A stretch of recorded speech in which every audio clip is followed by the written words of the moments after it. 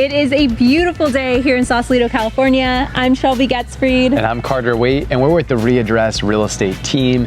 Today we're meeting with one of our favorite local stores in town, Karl the Store. They also have an amazing pie shop, Slice Sausalito. Let's go get some pie.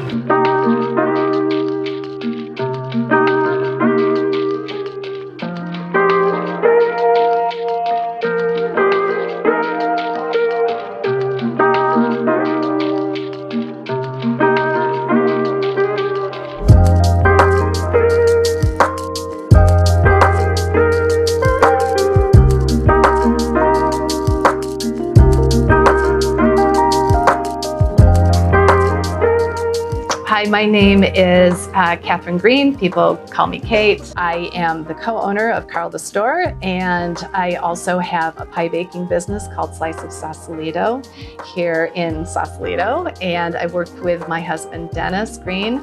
Hi, I'm Dennis.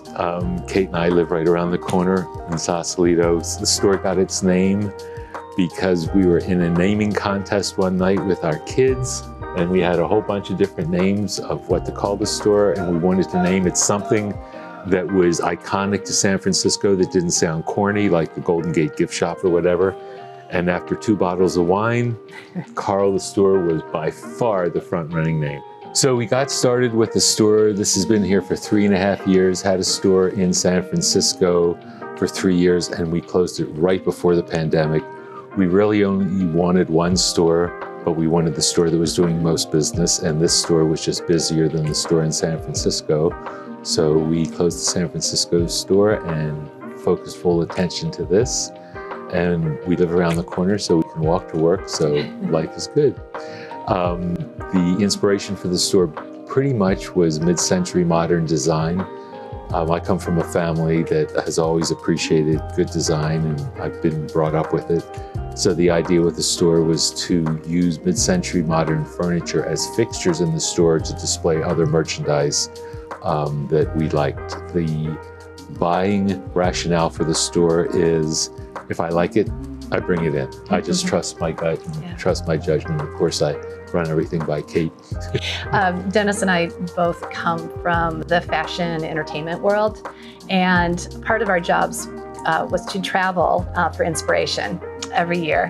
And it was a dream to walk into a store in Europe that wasn't a chain, it wasn't a Primark or a big retailer, because you always got a sense of something different and something unique. And something local. And something local. Yeah, I mean, it was just fun to walk into a store like that and have conversations with the owners and the other customers.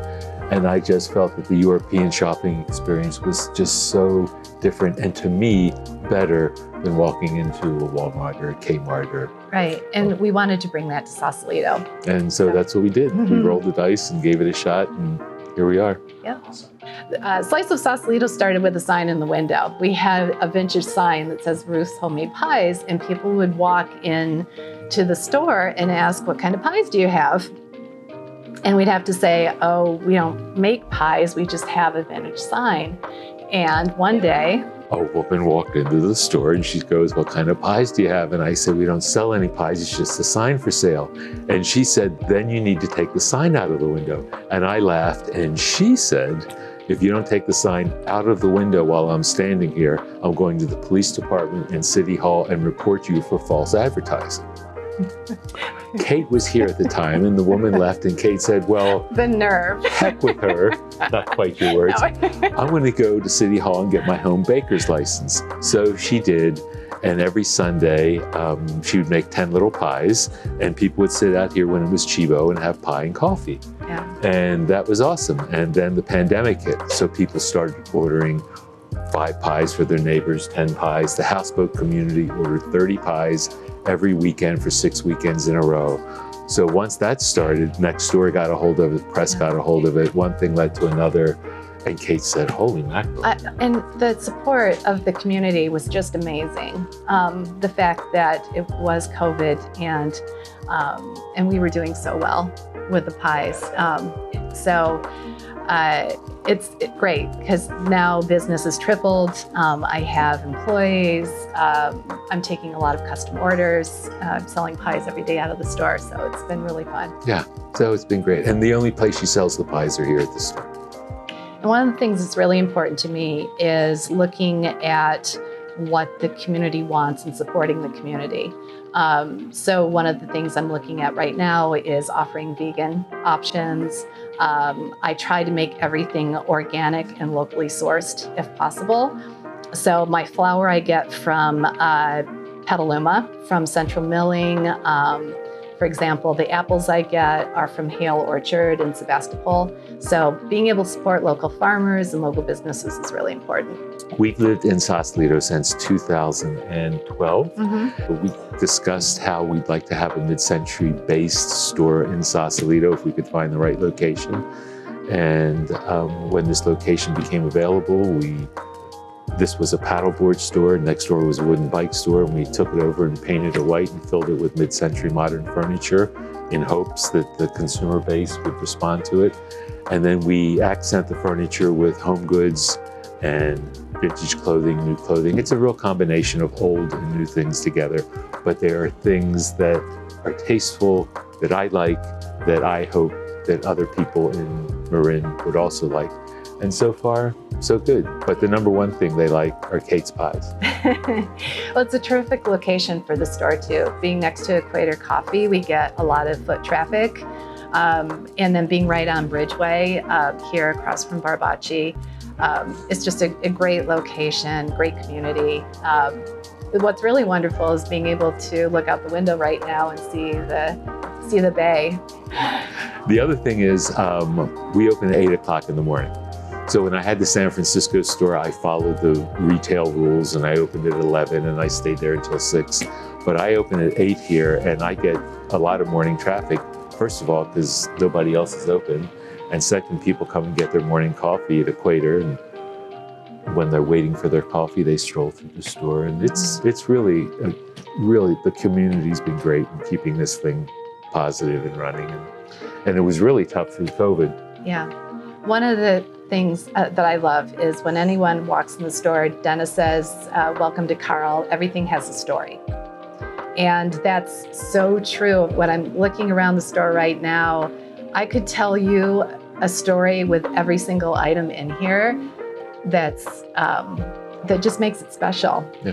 What's the antithesis of online shopping? You come into the store, you talk to somebody, you feel the goods, you see them. There's a story behind each piece.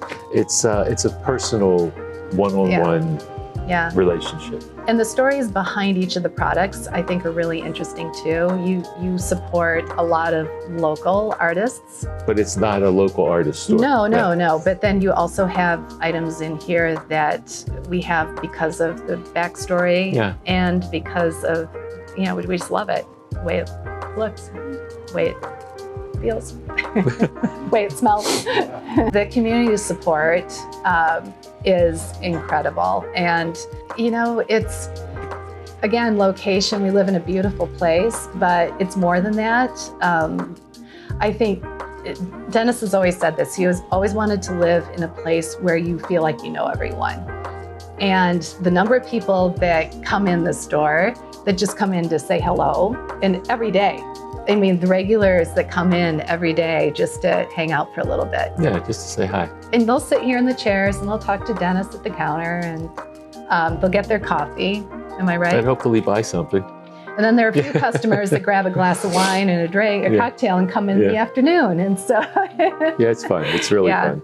Yeah. So this is a bracelet line they're handmade of ship's rope from Amsterdam. And it's called Pig and Hen because in the 16th century, when Dutch sailors would find a shipwreck, the only thing alive at the shipwrecks were pigs and hens. So sailors started getting this tattoo on their feet and their ankles to protect them when they were at sea. So the deal with the bracelet is you put it on, you leave it on for life, and it protects you. And that must work because I've had this bracelet on since I've opened the store, never taken it off, swim in it, surf in the shower and everything. And I'm still here. I made it through COVID and all the other stuff that's going on. So this has been a terrific brand for me, and it's a really good gift for a loved one to give to another one because it's a sign of love and protection, but it's super cool. So that's pig and hen. These are called Gayutaku, and that was a Japanese tradition where Japanese fishermen would catch a fish and then they'd ink the fish and then wrap it in rice paper.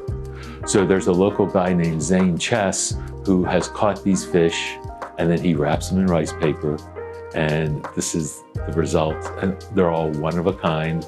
They're super cool. And the best thing is after he does this, then we all eat the fish.